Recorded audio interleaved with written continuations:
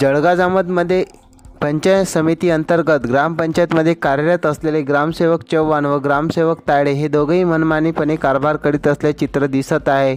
या ग्रामसेवकाकडे मोठमोठ्या ग्रामपंचायतचा कारभार गटविकास अधिकाऱ्यांनी दिला, त्यामुळे अशा प्रकारचा चार्ज गटविकास अधिकाऱ्यांनी या भ्रष्ट ग्रामसेवकांकडे कसा काय दिला असा संतप्त सवाल नागरिकांच्या मनात निर्माण होत आहे।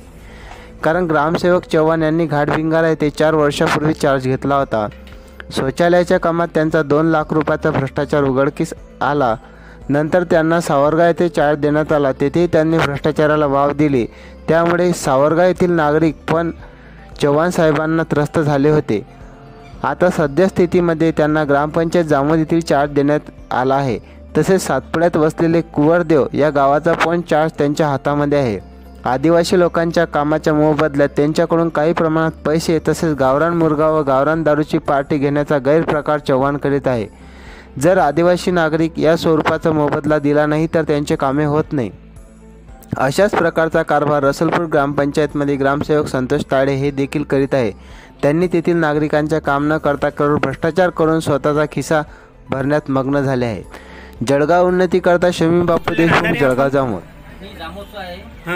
विनोद रमेश बोबडे हे भाऊ कोरदेवचे आहेत, आपले बिनमल भाऊ सस्त्या, हे सतत आम्ही काम लोकांसोबत करत आहे। पण जे आमचे ग्रामपंचायतचे ग्रामसेवक आहेत, काय नाव त्यांचं? चव्हाण म्हणून, कैलास चव्हाण। कैलास चव्हाण हे काम करत नाही।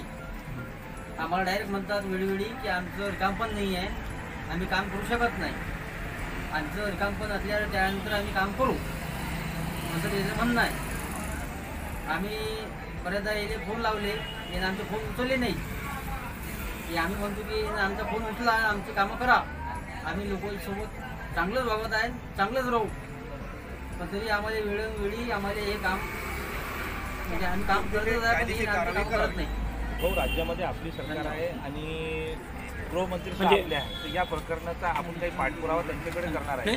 बोलले म्हणजे आपण करू आणि याची सखोल चौकशी होईल। नाही बोलला आपलं की आमच्या बांधवांना निश्चितच या ठिकाणी न्याय मिळेल असे मला तो म्हणे आशा। मी जळगावला आलो, मला जळगावला मी आम्हाला बघायला आलं, निर्मल दादाने मला, आम्ही जळगावला आल्यानंतर आम्हाला डायरेक्ट म्हणत होतो की मी ग्रामसेवक म्हणून असून मी कामं करू शकत नाही, मग आमची कामं कोण करणार आहेत, टीचर करणार आहे की कोण करणार आहे?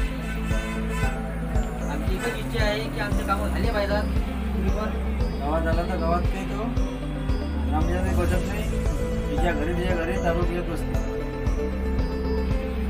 कोणाचंच गावातलं काम करतो। आमची एवढीच इच्छा आहे की काम करावं, आमचे कामं व्हावे, सर्व लोकांचे कामं व्हावे, आणि मुलीने हकेलपट्टी करावी अशा लोकांची, अशा लोकांना ठेवू नाही, जे कामं वेळेवर काम आमचे अडते, आमचे कामं झाले पाहिजेत थोडी पण।